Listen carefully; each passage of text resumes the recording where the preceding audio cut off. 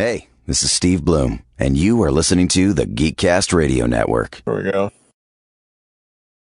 Jesus, don't scare me like that, Craig. What was that? It was being weird. Usually when I do /join, type in the room name, blah blah blah, it immediately joins. Like this thing pops up, and the thing with Steve Bloom's voice, I assume, because it sounds like Steve Bloom to me. Sounds a bit like Steve Bloom. Yeah, it'll immediately pop up. It took him a couple of seconds, like he's an old person or something. I'm like, bend with your knees, not with your back, Craig. Think about it. Get your shit together, Craig. I know what you mean, Ferb. It does seem like more than 104 days. Hello and welcome to episode 108 of PecanCtMichael, brought to you by the Geekcast Radio Network. I am one of your hosts, TFG1Mike. Joining me, as always, is PecanCtMichael. Hey, how's it going? It's going. Sometimes I wish it would stop, especially with this episode, but it's going. Still going. Still For an going. hour and a half, it's going. It's going and going and going, and I would rather face every commercial that the Energizer Bunny ever aired than ever watch this again. So there you go, folks. There's a spoiler for how I feel about Cat 2. Today is the 108th day of summer. This means the final, sort of, until next time, whatever, day of summer here. This is the day that we find out all about the second movie, right? Yes, Second Dimension was the first movie. Yes, this is the second one. It's kind of like I was watching a clip, and by the time this airs, it'll be way past it. But unfortunately, sadly, Val Kilmer recently passed as of this recording. Yes, and because usually when celebrities pass away, clips of them will just appear on, like, just. I saw an old Letterman clip of him where he was being interviewed by Dave, and Dave was like, "So you're the second Batman in the third movie, right?" And it's this weird, I don't know if it was the way the person that made the clip, or if it was the way that the clip was done, but just the way that the way the camera was done, the camera work was, you had Val looking at the camera, and then he did this weird take with this weird, he's like, "Yes, that's right. I was the second Batman in the third Batman movie. That is correct." Because Michael Keaton, first two, Val Kilmer, second Batman, third Batman movie, kind of thing. He was the first Batman in the third Batman movie. No, that's not. He's the second Batman in the third Batman movie, because Michael Keaton was the first Batman in the first two movies. Anyway, so yes, Candace Against the Universe is the second movie in the Phineas and Ferb franchise, a show, universe, something. I don't know. This movie could have been an email. Not a bit much. It was a bit derivative, and possibly could have been cut down to an hour. It tightened up a little bit. We've talked a lot about how the writers have very, tight gags. They play on each other, and it's just one after another. Versus when they add some spacing in between to give a little breathing room, and it ends up being an hour and a half. So this movie, Candace Against Phineas and Ferb, the movie Candace Against the Universe, was released August 20 in the midst of the entire. Yeah. This movie, outside of Dan and Swampy, has 6 other writers. So, including Dan and Swampy, this movie has 8 total writers. Wow. I don't think this movie needed 8. And that's the other thing about too many cooks in the kitchen. That and okay. So you know how lately we've been all the specials, Star Wars and Act Your Age and Save Summer and all the stuff we've done to end season 4. because this is not season 4. This is a movie. All the stuff we've done to end season 4, I had been looking at how many acts were in each episode, because I'm like, why does this need 5 acts? Why does this need 6? Holy crap. They don't even break this down into acts. It's just, here's the movie summary. That's it. There are no act breaks for this. There are breaks in it. Like, you see various like wipes and breaks. I think they even make a joke about a wipe. Yeah, they do. They make the joke about the wipe with the teleporter. The teleporter that, which I like the explanation of it, and I'm kind of jumping ahead a little bit here, but the explanation of the teleporter, both their teleporter and Doof's teleporter, why it won't work, because there's something around the planet of Fakakta, or whatever the hell the planet's name is. I don't even know. I forget. It was yeah.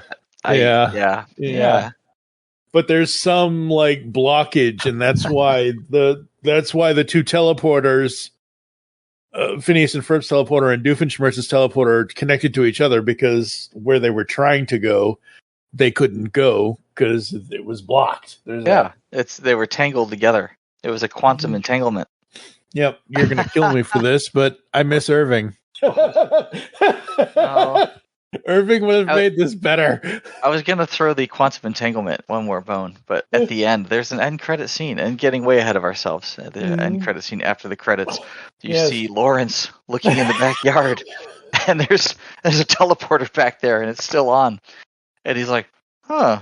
And he walks out, and he sticks his hand in there, and he's like, huh. And he walks in, and I'm thinking, oh man, he's going to end up on the alien planet. But he teleports over to Doof's building, which is still on fire. And he jumps out, and his newspaper's on fire, and he's like, oh! I mean, I just thought it was funny. So you walk through a teleportal, and everything around you is on fire. Honestly, outside of Vanessa, that was the best part about this whole movie, was Lawrence at the end of the movie. It was funny. And yeah, I thought it was going to be a non-speaking role, but Richard O'Brien got a line. So yay! Yeah. It was a satisfying ending, at least. Yes.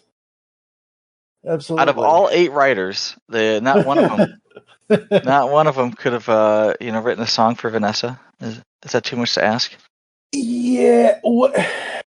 So I understand why she's here. I understand that she's trying to motivate Candace, which I like. Yeah. She's trying to get Candace to get off her ass and get out of her own mindset and to really think and have some growth. I like that.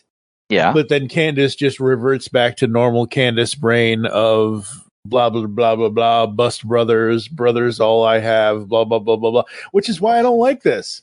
Like, she doesn't like. By there the is end character growth. There's something here where she, at the end, she's like, look, I understand where I went wrong, and I've been thinking about this all the wrong way, and I actually love you guys, and it's fantastic. It's a nice story here. It's a nice message. Yeah. But what I didn't like particularly was the fact that halfway through the movie, you have Vanessa there, and halfway through the movie they ditch her. Yep. And you don't see her again until like the 4th act, if there was an act before, but there's not. But I mean, it takes a while to get back to her. Yeah, it takes so. Yeah, and it's like they could have used Stacy here interchangeably, but at the same time, you have Doof involved, who is there specifically to look for Vanessa. Yeah. So I get it. I mean, I like it. But I feel like they wasted her. Yeah. There was a nice scene where she flies in on a pterodactyl and rescues Doof and Perry, but not. It's like, all right. That was cool. Yeah. Well, I think the funniest part was the 4th wall break. Basically the Ferris Bueller breaking 4th wall that they did at the beginning. Before she tries to get Candace to actually think and realize that she's more than just busting her brother. When Candace breaks into her song, all of a sudden Vanessa has a guitar and they're doing the duet. Oh. Vanessa's not singing. Yeah. And then at the end of it, Vanessa's like, wait, why do I have this guitar? Yoink. Like, throws the guitar away. Tosses it on. Vanessa. I'd be like, this is mine now. Oh. Yeah, exactly. Like, strap it on my back. Be like, yeah, this is my new thing. exactly. Who are you again? I'm the one with the guitar. Like, oh yeah, you are. Yeah, Right. it's like I'm in the band. Damn it! I'm in the band. Oh I can, man. and oddly, I can play it. And but yeah. So I mean, I did not like that they didn't have Vanessa sing, because it's like she's here, she's but completely wasted. Yeah, completely wasted as a character. It's like, why is she? It's like you had 8 people writing this thing. Not one of them could have wrote her a song. Yep. Not one of them could have had a scene where she single-handedly tames a whatever that dragon thing was. Yeah, exactly. You created a whole dragon theme park, and all you have to show for it is a chicken. Hey, okay, that's the other thing that I liked about this. We haven't seen them in forever. None of the specials, because folks, by the time you're going to hear this, we're in the middle of. I'm in the middle of editing all of the episodes that we just recorded, 103 to 107, because I did edit. 101's online currently, and I think 102 is scheduled to be online. You got some editing to do. Yeah, well, yeah. Fine, whatever. It's not like people are gagging over whether I'm getting these episodes out. I don't know, man. The Star Wars episode was awesome, and I think people really need to hear it. Yeah, well, they will in time. In a galaxy. No, it won't be next year. A long time ago in a galaxy far away. Far away. Yeah, exactly. Yeah, yeah, exactly. But no, I was like. When Doof brings the nearest chickeninator or chicken-away-inator or whatever, swap-a-roo chicken-orator or whatever it is. Thank God he didn't call it. Thank God they didn't try to call it a chicken ionizer or whatever. Rodney's replace-inator. Yeah, that's what it is. It's a replace the nearest chicken. Yeah. Yeah. No. You gotta switch it from the nearest chicken to the farthest chicken. Furthest chicken. Yeah. Yeah, furthest chicken-inator. Yeah, Colonel Sanders, man, damn. 11 herbs and spices. Anyway, what happens if you mix chicken with hot lava? What happens when you mix chicken with Mike's hot honey sauce? I don't know, but it's delicious. I'll tell you that. So I was not expecting to see them, and I was like, "Hey, yay!" So that's a plus for this. Everything about this movie for me that's pluses has nothing to do with Candace. It's everything else in the universe that has to do with this movie for me. Well, there were plenty of voice cameos. Yep. I should say. Yeah. And I noticed a couple of them, and I was like, oh, hey, I recognize that voice. Yep. A couple of them that I thought I recognized, I was pretty sure that I heard Kevin Michael Richardson in there, but maybe it wasn't. I thought he was one of the guards, the big guard that blew up. Thought that was him. I don't see him in the list. I don't see him in the list either. I saw a bunch of. I heard what I thought. Right, what I thought was Rob Paulson. Yeah, I thought I heard Rob Paulson. I thought it sounded like he was doing the sad voice like this. Where he's doing one of these, and and I was like, oh, that's Rob Paulson, but I don't see Rob Paulson on the list. I see Bill Farmer on the list, and he's capable of doing that too, but yeah, I'm just like, there was a lot of voices there that I thought I caught. I did not catch Ali Wong as Super Super Big Doctor. I would not have guessed Ali Wong. Yeah. Worst name ever, by the way, for a space alien. I mean, I like Ali Wong. I think she's hilarious. I did not recognize the voice though. And who else? I know Corey Burton was in there as the farmer. You mentioned the farmer. Yep. Man. Yeah, so I'm just seeing like other voices, a lot of names. Weird Al was in this one. What? Yeah. Apparently there was a lot of he was the shirt cannon guy. Oh, he's the shirt cannon guy. That's yeah. He I was going to say there was a lot of overlap between this and Murphy's Law. Yeah. Or Yeah, Milo absolutely. Murphy's Law. Yeah, Milo's. Yeah. Murphy's Law. So the that one with the lawyers? No, that was Milo Murphy. Yeah. But he apparently the guy who did the voice for Ferb in the Phineas and Ferb episode of Murphy's Law, Milo Murphy, he came back and reprised the voice of Ferb. Very cool. Very cool. Yeah, and Ferb actually got more lines in this than any other special so far. It's Well, like I mean, 10 years pass and they suddenly forget, like, how many lines does Ferb get? I don't know. Give him all the lines. Let him talk as much as he wants. He's very talkative now. yeah, it was Actually, interesting. I want to say it's only 5 years. So 10 years now, but at the time when this came out, they were gone for 5 years. Yeah, so I looked at that. So Last Day of Summer aired on Disney Channel June 12th of 2015.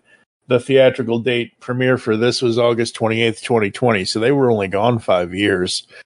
Yeah, but that's a long time in TV time, though. Very true. Eternity. Yep. But, here we go 5 years later, and we got a new series. So. Yep. New season, anyway. Yeah, it doesn't count for Phineas and Ferb. They don't play by everyone else's rules. Oh, no. Well, Disney needs money right now, probably. Because Disney. Because they need. I don't know what for the. I don't know what. I mean, I'm just glad we're getting Phineas and Ferb season 5. I don't look at the logistics or the reasons why or whatever. I just see Dan posting on Instagram of hey, Phineas and Ferb season 5, or hey, I did this, or hey, I did that, or whatever kind of thing. But yeah, I see other news things around where it's like, Disney, what are you doing with this? Disney, what are you doing with that? Oh my God, it's the worst ever, blah, blah, blah. I'm like, okay, sure. It's easy to forget sometimes that Disney is Marvel, that Disney is Star Wars, that Disney is. Forget that. Like, it's Disney very princess movies, These are not mutually exclusive items. They're all the same company. So it's like, yeah, maybe is Disney having trouble? I don't know. They just put out 12 movies this year. Yeah, maybe they are. I don't know. I mean, and theme parks and toys and TV shows and music and whatever else. Yeah, I don't know. They got a lot going on. That being said, I did sell all my Disney stock, so yeah. Hopefully you got a good price for it. No, I didn't. I took a huge loss. Well, and I bought it for like $180 a share before Disney Plus launched. And Disney Plus was supposed to be such a huge thing, and it was going to shoot the stock even higher. It was supposed to go to $250, and it didn't. It went in the opposite direction. And then the people started seeing, Wall Street in particular, started seeing Disney as a streaming company instead of a movie / music / ESPN / whatever else they do, whatever else they own. Theme parks, they didn't see it as that. They just saw it as a streaming company, and they were comparing it to like Netflix. And in comparison to Netflix, it went down to like $80. So I lost a lot of money on Disney, but I held on to it for like a year and then just sold it as a capital loss because I don't think it might be at $100 now, maybe less. It's never going back to 180. I mean, I just don't believe it. Yeah, no. But hey, tax write-off. Yeah, there you go. Yeah. Wayne Brady as Stapler Fist, and we got I hate the alien names. Diedrich Bader as Borthos. See, the funny thing is, now I see these names, and I'm like, I know these guys. I love Diedrich Bader. He plays an amazing Batman. Yep. I mean, he's no Kevin Conroy, but he's an amazing Batman, right? And I love Diedrich Bader. I love his voice. I hear him and stuff, and I go, hey, that's Diedrich Bader. That being said, I didn't recognize him in this, and I honestly couldn't tell you who the characters are. I mean, for all I know, Borthos was the name of the the elephant thing that got shot up into orbit. I don't know who Borthos was. Well, that's why they all the other aliens. Oh wait, all the other aliens had like weird names like Taserface, you know. Yeah. But for whatever reason, there's a couple on here like Garnaz and Borthos, and I'm like, who were they? Was that the dragon? Did he play the dragon? I Was he don't like, know. rawr, rawr? I mean, is that his job? Well, Stapler Fist was voiced by Wayne Brady, as I said. Toughest of all of the guards. He also gives an excellent foot massage, according to Super Big Doctor. Which, okay, I know these people are comedians, or they're good comedy writers. They can write good jokes. Yeah. Super Big Doctor. What's the like Stapler Fist? I get it. It's kind of like you said, Taserface. I kind of get it. Like that's kind of funny. But like super Big Doctor, what in the hell kind of funny crap name is that? So I like Toilet Flower. Yes. She says, "Hey, toilet shower," and he goes, "My name's Toilet Flower." Like, oh, that's not much better. That's not a good name. That's a terrible name. Borthos is he's one of the. Borthos is the guy that I thought was voiced by Rob Paulson. Oh, okay. Yeah, it's Diedrich Bader. Yeah. So that was the thing. That's probably why I didn't recognize Diedrich Bader, because he was doing a voice that clearly wasn't his voice, but right. That Borthos voice was definitely in Rob Paulson's wheelhouse. Yeah. And the funny thing is, I look at that name now and I'm like, oh, Borthos? I thought they were saying Porthos. I'm like, where's Aramis? Where's Athos? Like, where are the other Musketeers?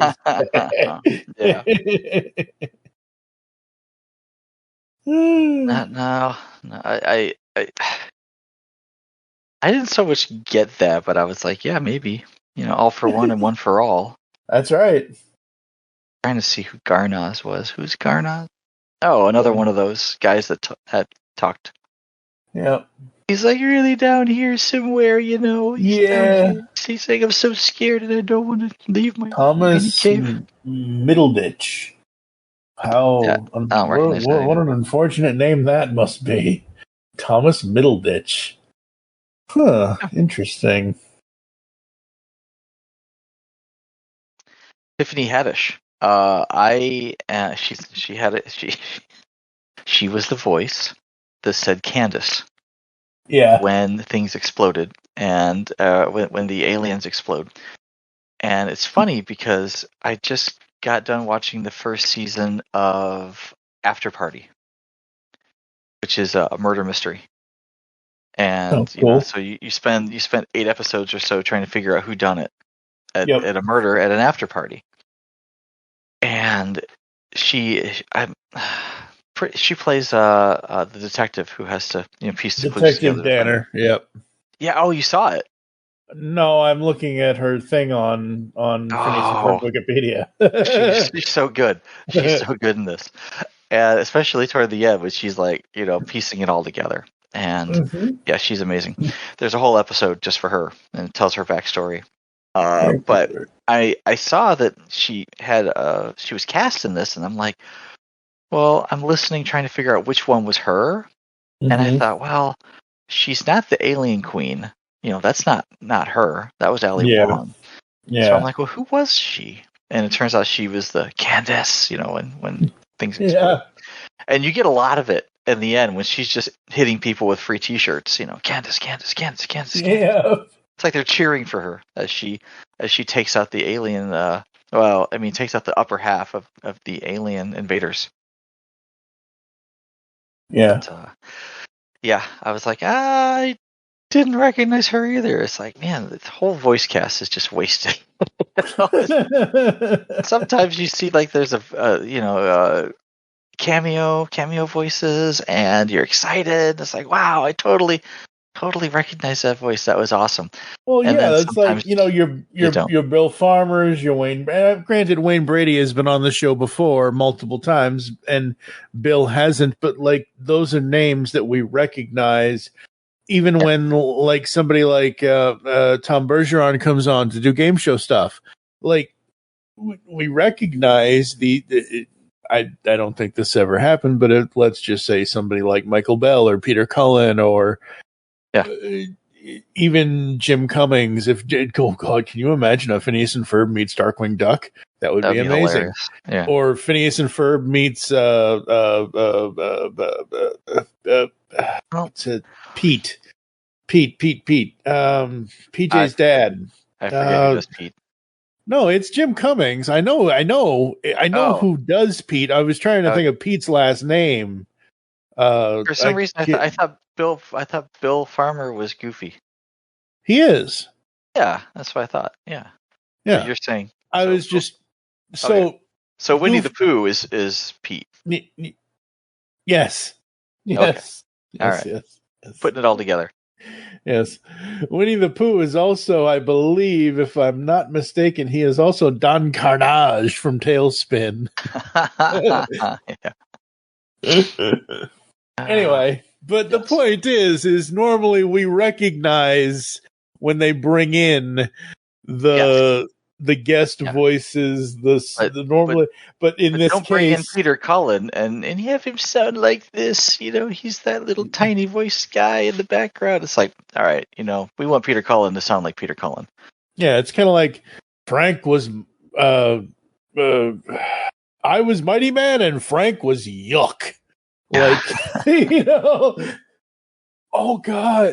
Again, sorry, folks, we're off topic because whatever. Again? Oh my gosh, no way. Well, I just watched. Right, it's on par for the course. That's right. Have you heard us in the last 17 years? Come on, folks, you know better than that. But it's all Disney. Yeah, it's all related to Disney, though.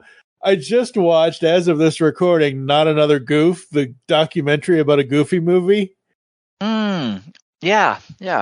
And because this is going to tie into what we're talking about, they're promoting that, yeah. Right. And they're this is going to tie into the voice actors, because in that, Frank Welker was Bigfoot in that, making all the Bigfoot noises and the things and the whatever. When Bigfoot ends up sleeping on the car, and Max and Goofy are trapped in the car overnight because Bigfoot is sleeping on top of their car during the car ride. So watching this behind-the-scenes special of 30 years ago of how they got this movie made for a Goofy movie and all of that, I was like, hey, that's a young 1990s Frank Welker in the booth. Huh. Cool. Because, normally we see Frank and he's Frank. We know Frank. We know Frank from, you've met him several times at several BotCons and other conventions. His voice naturally sounds like Fred Rogers. Yeah, exactly. Yeah, so it's always like that. Yeah, it's always nice to hear crickets coming out of the soundboard and realizing, no, that's just Frank. This guy's a national treasure. He's a master of animal noises.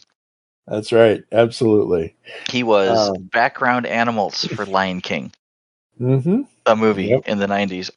All the background animals. He was just making all the noises. He's just amazing. Yeah, but if you haven't watched that documentary, folks, go watch it. 30th anniversary of a Goofy movie this year. Not Another Goof is what it's called. It's on Disney Plus right now. It's an hour and 17 minutes long. It's worth that hour, and it's worth any other film you could watch on Disney Plus. What channel? It's on Disney Plus? Oh, wow. Yeah, it's called Not Another Goof. Yeah, I haven't seen it yet. I saw it was on. It's so good. Yeah, you got to watch it. All right then. So good. What is so cool, and I'm not trying to spoil it so you don't watch it, but what's so cool is the behind the scenes of how. This is why I love documentaries like this. Is how it's not just like nowadays everything would be CGI. We always say that. Yeah. Back then, computer. Yeah, back then it was all hand drawn. It was all this. It was all that. How they were able to get that Powerline concert at the end of the movie. Oh man, I was so impressed. Excuse me, sorry. They made it work. Point. Yeah. I was so impressed with I'd never seen. They basically choreographed real people and then drew to that, essentially. But I didn't really spoil it. You'll see. It's very special. Anyway, yeah. But voices, we got... I didn't even really remember... Did Al even have a line as the shirt cannon guy? Did he say anything? I want to say he said something like, "Who wants a free T-shirt?" But I didn't recognize the voice. Yeah. And you think you would because it's Weird Al. And it's Weird Al. Yeah. You know, like I said, they have all these voices and they're not in their actual voice. It's like, I've got Peter Cullen in my show and he goes, "Paging Dr. Herman. Dr. Herman, you're wanted at the front desk." It's like, well, why does he sound like that? What's the voice director doing? It's like, who's in your booth, right? I wanted to be like, "Paging Dr. Herman." It's like, oh my God, Optimus Prime is paging me. I'm going to answer right away. Herman is wanted at the front desk. Little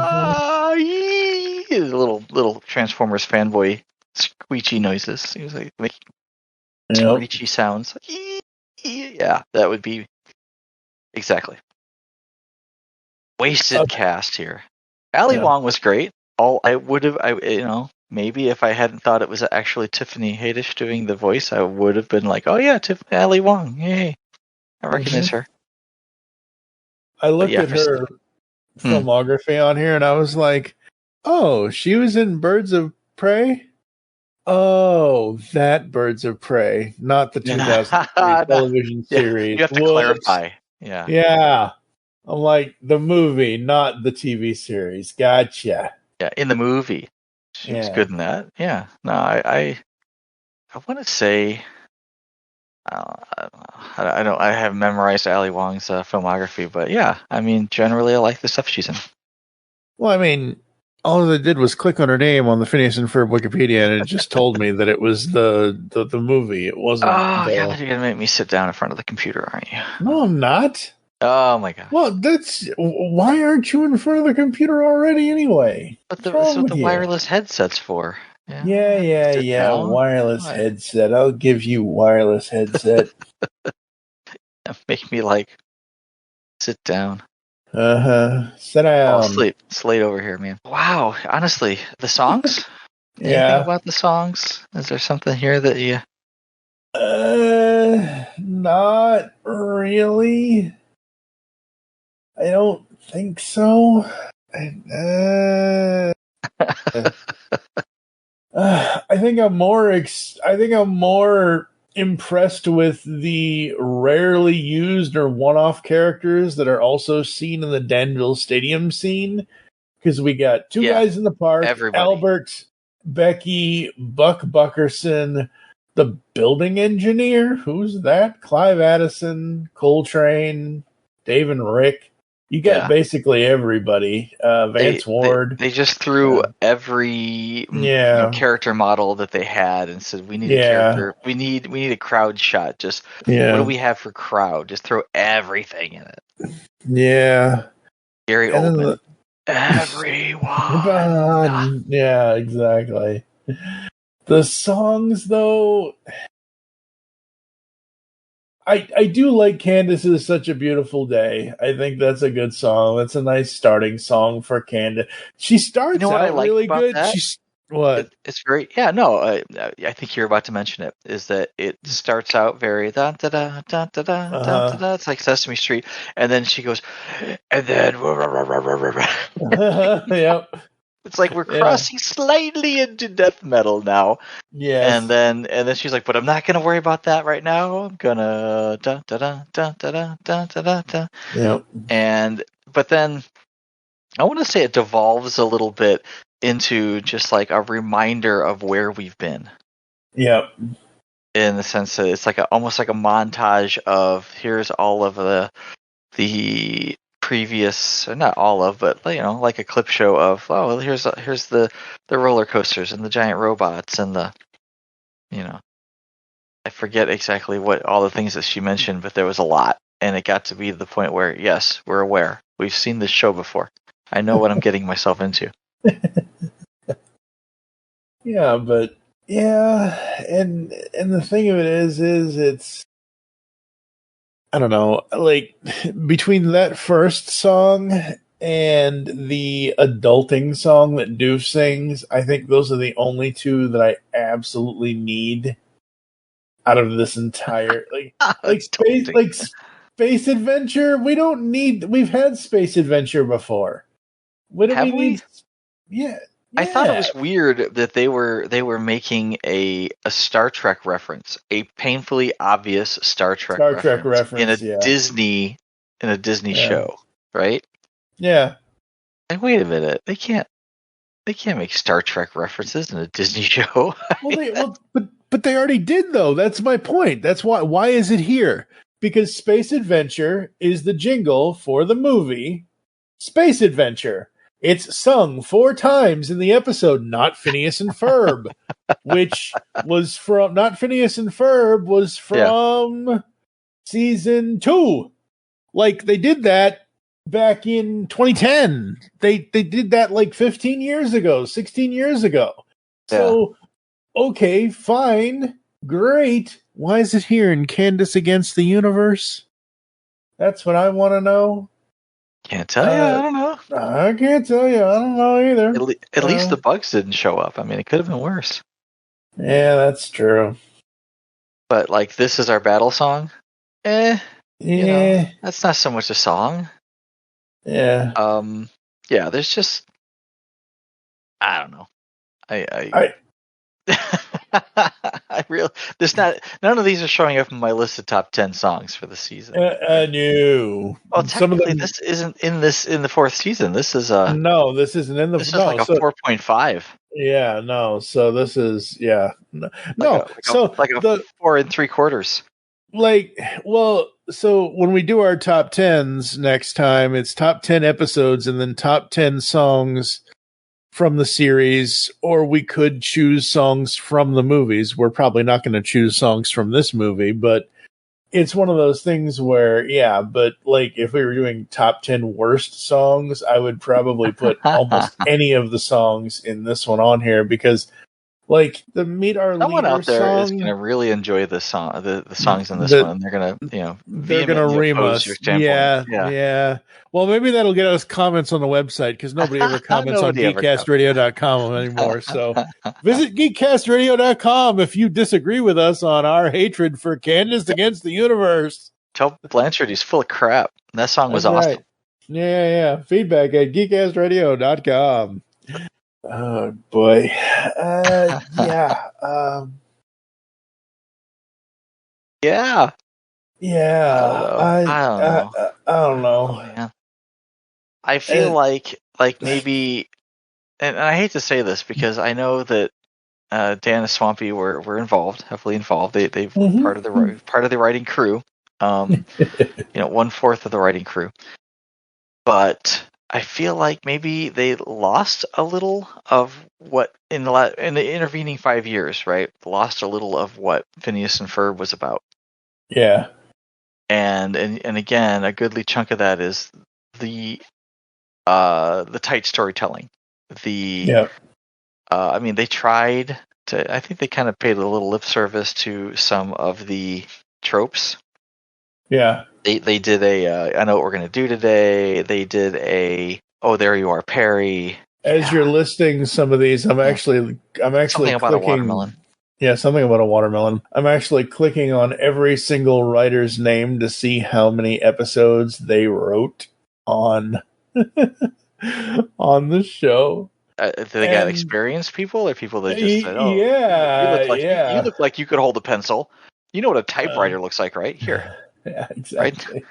You put 10,000 monkeys in a room, and they're gonna write up a new Phineas and Ferb. So the first two guys, John Colton Barry and Jim Bernstein, wrote a lot of episodes from the series. The third guy, Joshua Pruitt, only wrote 2 episodes. Kate Condell. She wrote Condell. She didn't write anything on this series. She wrote Legally Blonde 2. She wrote First Daughter. Okay. Did they bring her in for Punch Up or something? Or? I don't know. It doesn't tell there. Here, make this funny. Yeah, exactly. Yeah, so the other, yeah. So like I said, John Colton Barry, we know and love half the stuff that he's done. Yeah. Got Game, The Monster of Phineas and Ferb, Interview with the Platypus, stuff we've already talked about. The dude is the show, is a part of the show. Trust the writing in here, but the question becomes, how was the script passed around? Exactly. Yeah.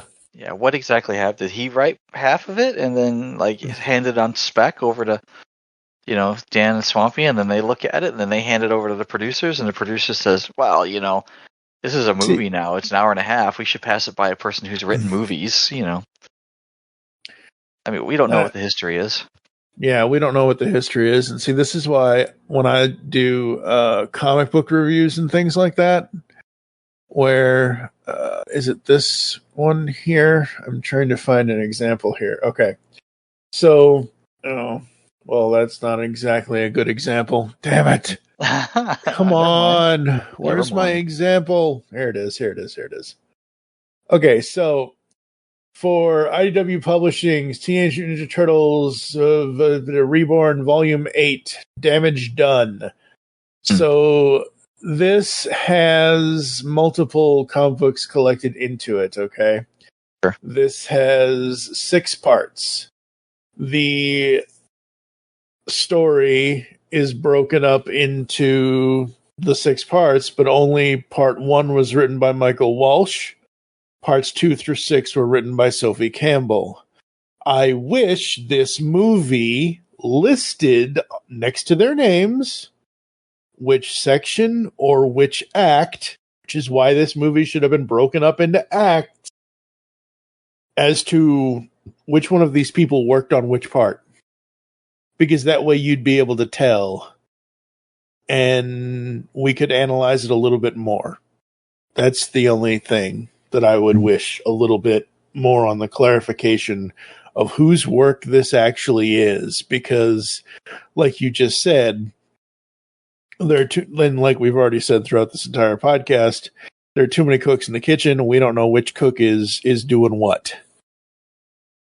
Not that we're trying to blame anybody, but we're trying to figure out, hey, who do we praise or who do we blame with what we do and what we don't like? Like, I'm trying to remember, have Joe and I covered Volume 8 yet in the pull bag? I don't think we have because of something else. Anyway, when we eventually get to reviewing Volume 8 of the TMNT series over on the Comic Book Podcast, it's like, oh, Part 1 was done by Michael Walsh. I like this part of his writing. I don't like that part of his writing. Part 2 through 6 was done by Sophie Campbell, who has been writing on the series since issue 29, which was way back in 2010, 2011. Years and years ago. I like this about Sophie's writing. I like what she did here. I like this. Like, you can pick out specific things that you do and don't like about a certain thing. And I know animation is different than comic books. I get that. But there are plenty of times in animation when it is said that the story was done by this person and the script was written by this person. Yeah. Like, Dan and Swampy came up with the story idea, but they had John Colton Barry or Jim Bernstein. They had them write it. You know what I mean? Like, I don't see why we couldn't figure that out, or maybe it's in the credits. I don't know. It's just not listed here in the wiki. Whew. No, maybe. There's too much talking. That's right. That sentence had too many syllables. Apologize. Yeah, it's too much oxygen used. I need some carbon dioxide. That's a good thing we have 7 billion people on the planet just breathing it out. That's right. Good thing there's no giant mind-controlling carnivorous plants. Ugh. Oh, you know what's funny? There's a giant mind-controlling carnivorous plant involved, and the Phineas and Ferb wiki didn't say anything about Little Shop of Horrors. Where's that illusion? Exactly. I mean, is that not the most obvious play? Well, like, why? So, yeah, when I was watching this and I saw the plant, and I'm like, Audrey too? No, her name is Mama. And I'm like, Mama? Mama too. Oh, But it's like the planet is named Feebla-Oot, and they make it, the wiki makes it a point of mentioning that backwards that spells to all beef. And I'm like, no, it doesn't. This is not a McDonald's reference. You are just pulling shit out of your rear. I mean, this is this is not a reference to all beef. It's a Feebla-Oot. I don't know what Feebla-Oot was supposed to be, but it's not. To all beef doesn't make any sense to me. Yeah, I will agree that they're really pulling the illusions out of there. Yeah, somewhere south of the border. Yeah. Feebla-Oot. Okay. Feebla-Oot. No, to all beef. Which writer is responsible for that? I don't, And maybe I'm wrong. Maybe they had an interview with one of the writers, and he's like, "Oh yeah, I totally named this after a backwards McDonald's jingle." See. Oh, okay. And one other thing that I liked. At one point in the end battle, they threw in Wilhelm's scream. Yeah. Which always makes me giggle every time I hear it. It's like, all right, Wilhelm made it to the party. Here we are. Now we know we're dealing with high art because we've got the Wilhelm scream. Yeah, good old Wilhelm. Wilhelm. There's a couple Wilhelm screams, but you know the one I mean. Yeah. I can't do it. It's like, no. It's always funny when you hear the Wilhelm. Yeah, and the only reason why they had her throw the guitar was to get the El Kabong noise from Quick Draw McGraw. And it was lost on me. I didn't get it. I didn't even hear it. Yeah. I was like, what the? I'm like, crap, I gotta go back. I do like the She Who Will Not Be Named reference, though. Kathleen Kennedy? Yeah. And I say She Who Will Not Be Named specifically because if I say her name, she will be like, what? What do you want? I'll be like, I'm talking to you. I just happened to say that word. That's a word. I'm allowed to say it. But yeah, it's like, I don't know that song. You know, I can't play that song. It's like, oh man, she doesn't understand a word I'm saying. I don't get it. I mean, when your artificial intelligence isn't that intelligent, then you got a problem. Yeah, it's crazy. All right.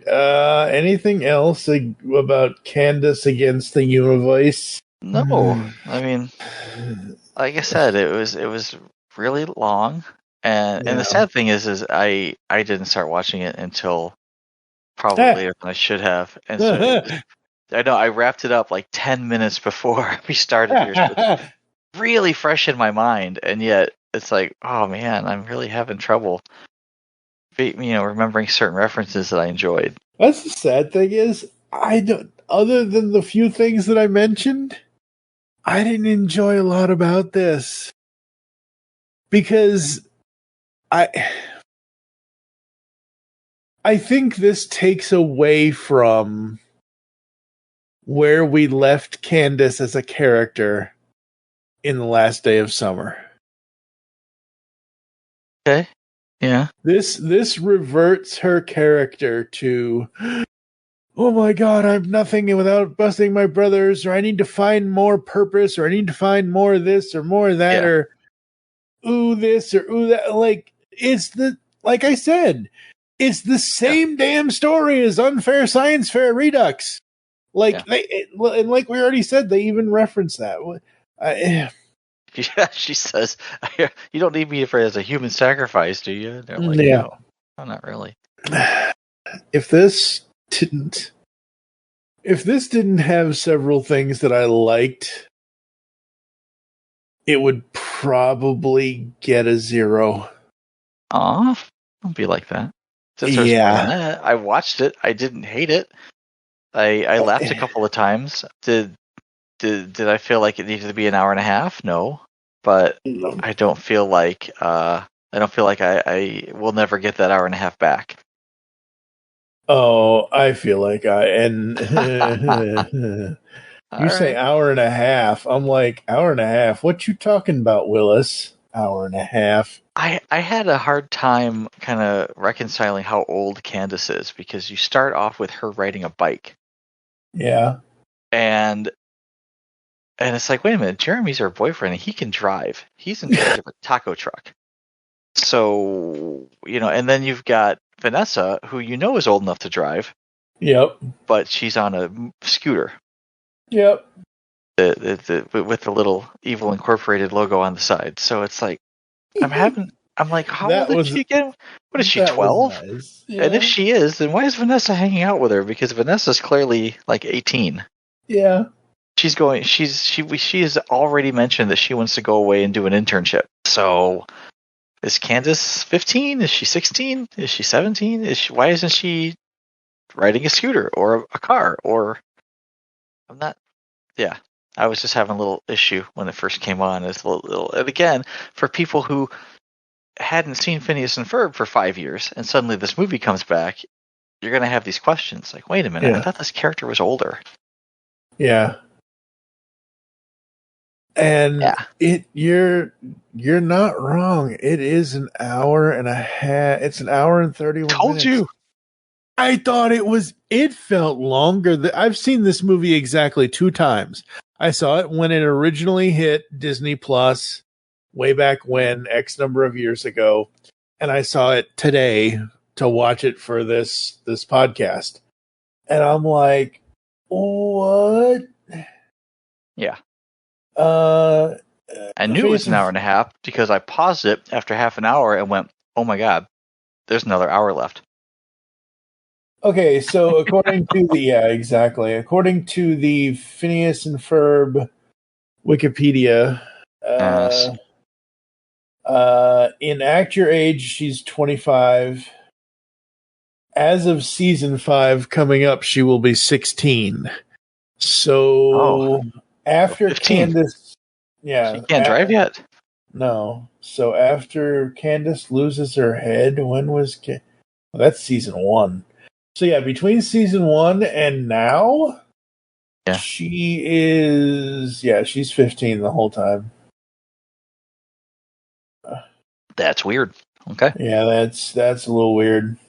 A little weird. Well, it's weird in the sense that, Vanessa, who's an adult, yeah, hanging out with this 15-year-old. Yeah. She's like, oh, hey, I don't have enough goth friends in college, so, I guess I'll hang out with you. You just happen to be somebody I know on the side of the street crying for whatever reason. It's like, I'm not getting involved with that little girl's drama. I'm going to scoot on down the street and hopefully not get abducted by aliens today. So there's that. So interesting. Act Your Age, Vanessa is 26. And before Dude, We're Getting the band back together, she's 15. From Dude, We're Getting the band back together, she's 16. As of season 5, she's 17. So she's only 2 years or a year older than Candace. That would make her a year older than Candace. So she's not that far off. Okay. She's just more adult. She's just more grown up. Mature. Yeah, more mature. She's more. Here's something. I want you to take this the wrong way, but her character model is purposefully curvy. Yeah. That makes her look more adult. Okay. It's you're not wrong. Yeah, no, and I'm that's why I'm thinking, no, that girl's going off to college. You know, she's That's right. Yeah. she's got an internship lined up. She's clearly 18. Yep. I don't know what you're talking about. But yeah, maybe she's 16 here, and she's going to be 17 in season 5. Yeah. I'm just surprised that they're having age progression at all.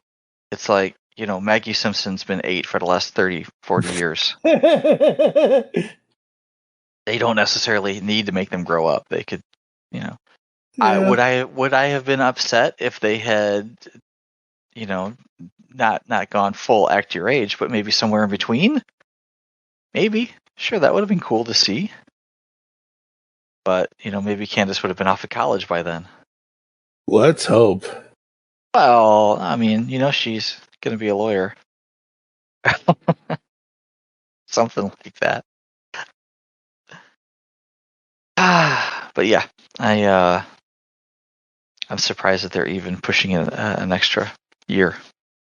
Yeah, and so far it's just the girls that are, because all the kids are going to stay the same ages roughly. Oh, yeah, they're not going to change. Yeah. Well, you know what's funny though is kids that age they change a lot. Well, they change a lot, but they're like not. Kid between age 8 and age 10. It's night and day. Yeah. Yeah. As a parent of children who have been that age, I can tell you, it changes a lot. Yeah, between Phineas and Ferb, they're both less than 15 officially, but they're somewhere between 7 and 12. I would somewhere between, and again, that's a huge gap. I know that's a huge gap. I would say Phineas and Ferb are both somewhere between 10 and 12. I would guess 10 or 12. Yeah. Normally, sure. Yeah. Something like that. Because by the time Act Your Age comes around, they're both 18. Which would have been 10 years later. Yeah. So that makes them 8. Okay, well, there you go. Oh, they're very very mature for 8. Hey, you can have a mature 8-year-old. That's they're third graders at that point. I mean, kids barely have personalities by third grade, let alone build roller coasters. But yeah, I get it. It's like, aren't you kids a little young to be building a skyscraper? Like, yes, we are. No, they're not. 8. We're 8 years old. We're a little young for pretty much anything except for playing with Transformers. And even then, because they make them too damn hard to transform with our little tiny fingers and our bad motor skills and, you know, tiny undeveloped brains. Have you probably haven't gotten into these yet, because I think you're getting out of the stuff, but what are we talking about? Have you seen Transformers Blockies yet? They are adorable, yes. Okay. I like them. I'm not going to buy any, but I'm not sure. Do they transform? Because I've seen Blockies. Okay, I've seen them in robot mode and vehicle mode, but I don't see how they get from one to the other. You build and unbuild. It's a Lego build. Yeah. So they don't look like Lego-y at all. They look like little action figures. That's what they look like. They come in parts. Wow. All right. So I've never seen one in real life. I've just seen pictures, and they look cool. I'm like, oh, these are neat. And they look cool once they're built. Yeah. Once they're built, they look cool. They come in a box, and inside the box is 2 bags. Parts formers. In those bags are parts that you build. So I might have to pick one up just to see one. Yeah, exactly. They look cool though. I like them. Yeah. No, it's Patreon that on my desk. Yeah, it would. I used to subscribe to one of the YouTube people that I follow. I used to subscribe to their Patreon. I'll resubscribe at some point here soon, but if you subscribe to their Patreon for so many months at a certain level, they will send you stickers and other things in the mail. And sometimes if at a certain level, at a certain price, they will send you a physical item, whether it be a Funko Pop or whatever. And I wasn't even really expecting anything this time around because I had already unsubscribed for a couple of months because I just couldn't afford the thing at the time, and I got a package from them, and I still need to thank them, which I will. But publicly now. Yeah. Yes, thank you, Poppin' Duo. Go over to youtube.com/the Poppin' Duo, I think is what it is. I could be wrong. I'll put a link in the show notes. Anyway, Vince and Bree, but they do Funko Pop content and other stuff as well. But anyway, so I was a member of their Patreon, and they sent me. They threw in a Blockies, and I was like, oh, cool. I get to actually see this firsthand. And it was one of the Galaxy, whatever it is. And I'm like, oh, cool. I open it up, and I'm like, you mean it's not a figure that's already built? You mean I have to actually build this myself? And you know how you, Michael, know how I like with the cerebral palsy. I've got fat fingers on my left hand. Yeah. I can't build this stuff. And I don't want to be like, I'm actually going to, in the process of writing them a whole email to thank them and whatever, and just say, hey, I couldn't do this. So I gave it to a neighbor of mine who has a grandson who hopefully it won't be lost on him. Because I opened the thing and I opened the bags and I'm like, that's a lot of parts. Yeah, that's a lot of parts that my fat fingers are not going to be able to put together. They look very simple, and the instructions say it doesn't matter which instructions you have. All the parts are all the same. They all are they separated, or are they like on a sprue? Is it a Gundam? So the they come in 2 bags. Okay. All the hands and all the other things are on the old weapon rack type things that we used to get with action figure type. I don't know what you call them. Yes, it's a sprue. It's like a square where they're you can see the actual But the actual pieces, the actual blocks to build up to make the actual figure, they're all in a bag by themselves, like Legos. Yeah. It's very cool. That sounds awesome. I just want to buy them where they're already built. That's all. Get them on eBay. Someone's already built my Blockies. That's right. And really, there's only one that I absolutely really want, and that's Autobot Megatron from IDW. Oh, yeah. Yeah. Anyway, Phineas and Ferb. Repaints, right? Yay. Yeah. Unless repaints. Possibilities. That's right. Yeah. All right, folks. Candace Against the Universe is in the bag. That's going to do it for us. What are you going to rate this? Because I already gave it a 1.5. Oh, my gosh. Really? Why?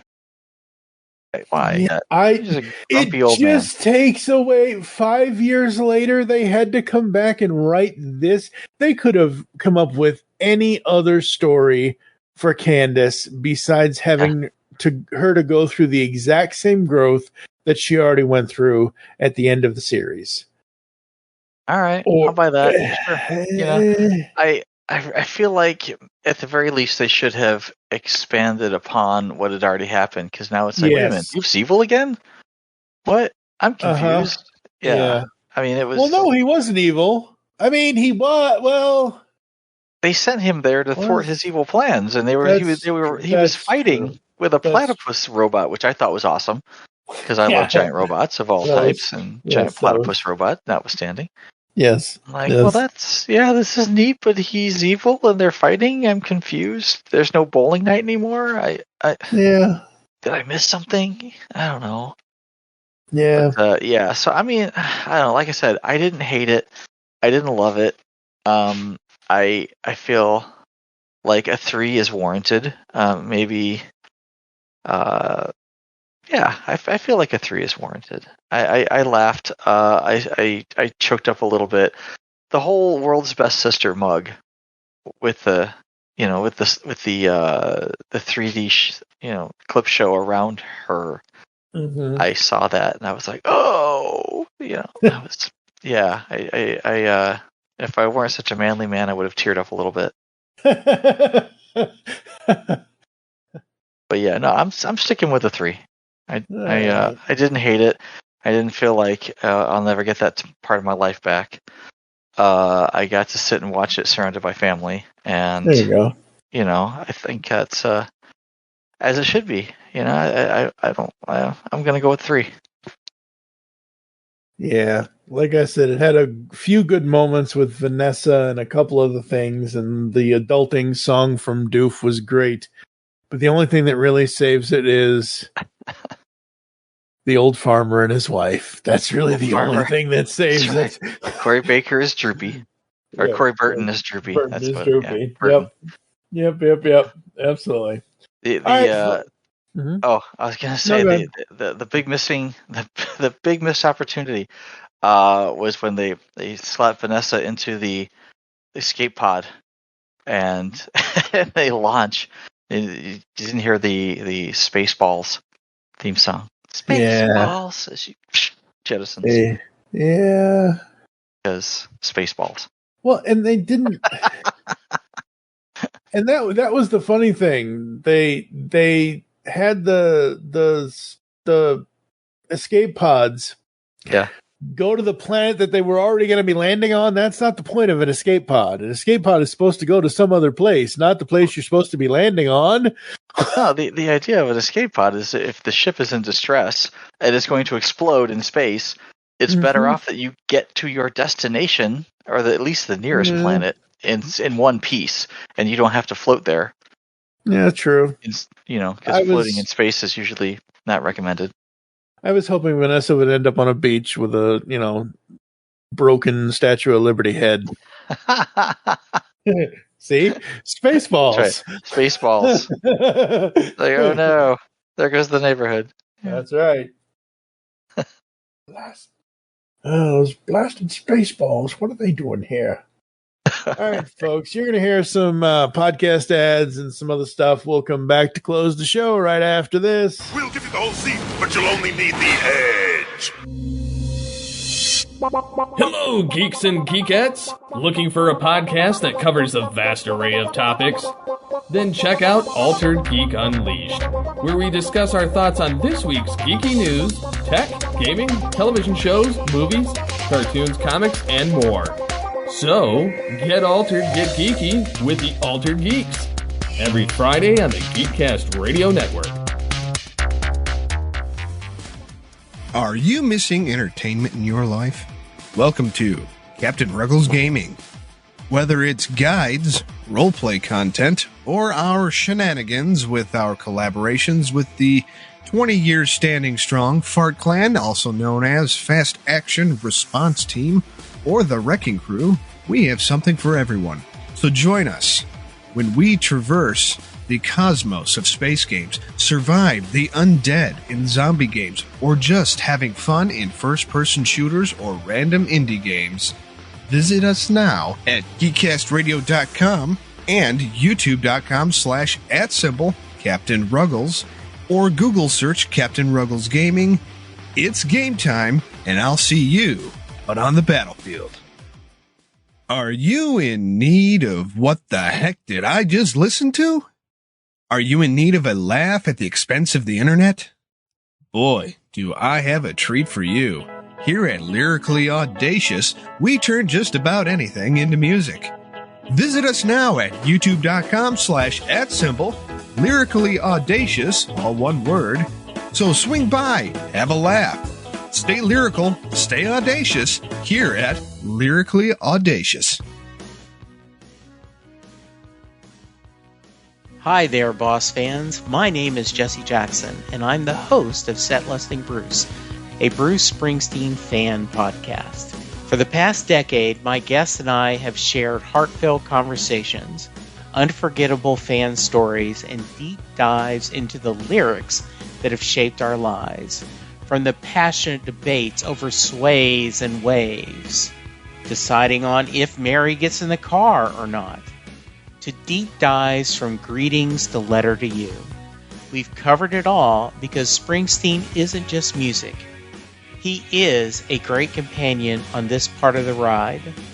So grab your suitcase and your ticket, put on your favorite Springsteen t-shirt, and join me for our 10th anniversary year. Set Listing Bruce, 10 years strong and still making our way the land of hope and dreams. Do you know John Hyatt songs? Maybe you know them from being covered by Roseanne Cash, Three Dog Night, the Neville Brothers, Emmylou Harris, Eric Clapton, B.B. King, Jeff Healey, Bonnie Raitt, or literally hundreds of others. Maybe you have some of his albums on your shelf, or in your cow-horned Cadillac right now. I'm Jesse Jackson. And I'm Sylvan Groff. And we're going to dive in from A to Z. Join us on the Perfectly Good podcast. We're going to discuss all of your favorites and uncover some forgotten gems, from Aces Up Your Sleeve to Zero House. Rate and debate every John Hyatt song on the Perfectly Good podcast. Have a little faith.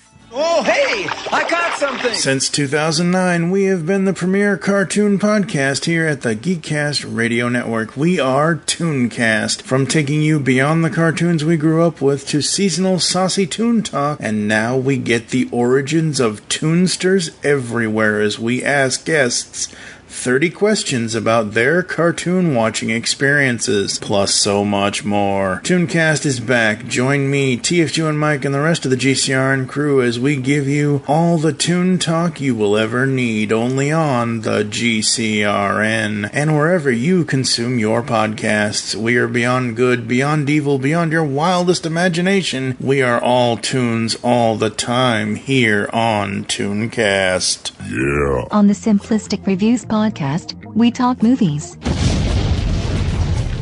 We talk TV. We talk. Hello, Julie, what the heck are you doing? Trying to make our spots sound more exciting by adding explosions.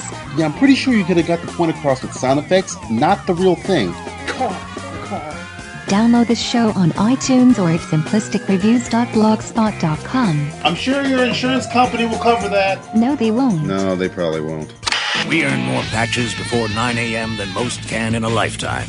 We dedicate our lives to be part of something greater than ourselves. You okay there, big guy? No. With each patch earned, a new skill beyond the ordinary. We are the few, the relentless, the Fireside Girls. We also have sleepovers. Earn credits for middle school, so talk to your local Fireside recruiter today. All right, folks, that's it. Episode 108 of the podcast organization without a cool acronym. We are almost done-ish for now. We've got one more episode where we're going to do our top 10 episodes and top 10 songs, favorites for each. But as far as reviewing stuff, it's not going to be until later this summer. June 5th is when season 5 kicks off on Disney. No, technically June 6th. June 5th is the Disney Channel airing. June 6th, the next day, is when the Disney Plus airings will happen. So we will be pre-producing those episodes we gotta wait, but that's okay. We cut the cord. We don't have cable anymore. That's right. Yeah, but I do have Disney Plus. Absolutely. So Disney Plus rules. So yep, that's what's going on there. Any final words from you, sir, before I run through the closing? I really felt like Rob Paulson should have been a part of this, but aside from that, yeah, I probably would have thought that was Rob Paulson a couple of times. I'm like, is he just doing all the voices here? What's the name of that? He does this voice on his show, on his podcast, right? And well, I mean, he always does.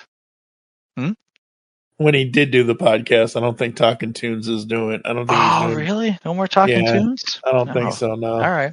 That was. But anyway, go ahead. Like COVID.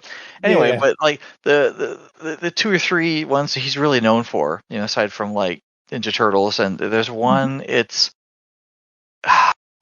like Jimmy Neutron's friend something. Oh, that's Carl Weezer. Carl Weezer, yeah. So when I heard the voice of the aliens, the cowardly aliens, I'm like, you thought it was Carl? Yeah, that's Carl Weezer. That's Rob Paulson doing the Carl Weezer, or something similar, But it wasn't. It's like, I was just, hey, Jimmy, I just wanna. It's that, yeah. That voice, exactly, Yeah. and that's what I thought the Cowardly Aliens were doing, and I was mistaken, and I really feel like Rob Paulson. Again, actor needs job, but Rob Paulson would have pulled that one off, especially when you've got Bill Farmer in there, and you have other people who are ingrained in that genre. Yeah. Disney animated film genre, right? Yeah, absolutely.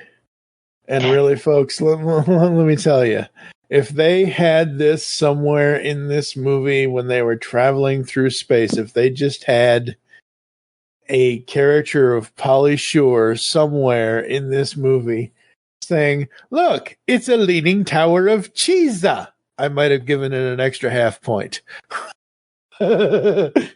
Sure, why not? I mean, sorry, I'm on a Goofy movie kick. I can't help it. Not another goof, folks. Pauly Shore. That's right. He was in that? I don't remember Pauly Shore. He's Bobby.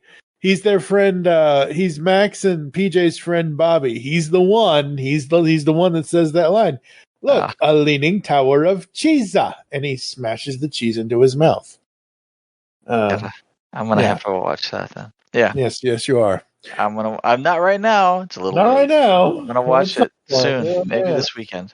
Absolutely. It's a good doc. It's such a good doc. Because again, it's at a time when Jeffrey Katzenberg was at Disney. It's at a time when the feature animation was Lion. Like, that movie was in production, I think, 93, 94. Lion King was the big... Like, Goofy Movie and Lion King were supposed to come out sort of at the same time, but it didn't, thankfully. So, it is what it is. But, Don't want this competing. Yeah, not another goof. Well, it wasn't even that it was competing. It got bogged down. You just watch the documentary. You'll hear the story from them instead of me. But anyway, not another goof. Disney Plus. Gonna watch it. Gonna watch it soon. You can watch all 4 seasons as well as the 2 movies of Phineas and Ferb on Disney Plus show as that well. We occasionally talk about. Yeah. Yep. Somehow, some way, I almost want to do an episode for It Takes Two, or not It Takes Phineas and Ferb. It Takes the talk show they did, because they did a talk show too. That was like commercials or something, wasn't it? Yeah. It wasn't like a show. Well, no, it was a short show. But anyway, no. I'll throw a clip in there somewhere. Yeah, somewhere. Thank you for joining us here on Palca. There are several ways to get in contact with us to leave feedback for the show. Visit the website, geekcastradio.com, where you can listen to and comment on all of our content. You can also check out shop.geekcastradio.com. You can buy all of our stuff. T-shirts up to 4XL, mugs, gamer pads, other stuff. I don't know. Steve adds stuff all the time. I actually just recorded something with him. Yeah, the hat you haven't. Yeah, the hat you haven't bought yet. I kind of want to buy that hat. Buy the hat. Go get the damn hat, man. I like the hat. That's right. Like the hat. Buy the hat. If you like the hat, buy the hat. Buy the hats for all your friends. I don't like them that much, but wow. That's wow. Anyway, I when I was doing this outro for a different show, I said something about there's T-shirts, there's mouse pads. I think if there isn't mouse pads, Steve, add the mouse pads. He laughed because I was doing the outro with Steve. Send us email, feedback@geekcastradio.com. You can check us out on all the podcatching clients you choose to use. Follow us on Twitter. Yes, we still call it Twitter around here at the Geekcast Radio Network. You can follow at Geekcast Radio for the network. I am at TFG1Mike. Are you still Twittering or no? Yeah, kinda. I mean, okay. I still read it. Yeah, I don't post anything anymore though. Okay. Not that interesting. Sadly. It's not that interesting, or you're not that interesting? No, me. I don't have anything interesting going on right now. Oh, yes, you do. Stop it. Boring as hell. Stop it. You can go back and post every single episode link to these podcasts that we've been doing for the last 9.5 years. I think you do that already. You actually you CC me on it. You at me. Well, I'm added on everything, so it shows up on my feed. I mean, Well, yeah, you can always retweet the thing instead of just liking it. Of course they want to see it. Oh, yeah, I guess. Become a fan on Facebook. Go to facebook.com/Geekcast Radio Network. We hope you enjoyed this episode of Palco. Wish you'll join us next time when we will be giving you our top 10 countdowns. Top 10 favorite episodes of the entire series, and then our top 10 favorite songs of the entire series, which can include the 2 movies if we want to. Sure. Probably not, though. Yeah. I don't know. Second Dimension had some good songs. For now, I am TFG1Mike with Michael Wilson. Thank you for listening. Until next time, don't forget, folks, you always got to kick it up a notch. With Slash. That's right. But wait, there's more! All right. Thank you for joining us here on Palco. There are so ways to get in contact with us. So leave feedback for the show. Damn it. Too fast. You gotta slow it down. Just take a breath. You got this. Ow. There's not really any more. That's about it.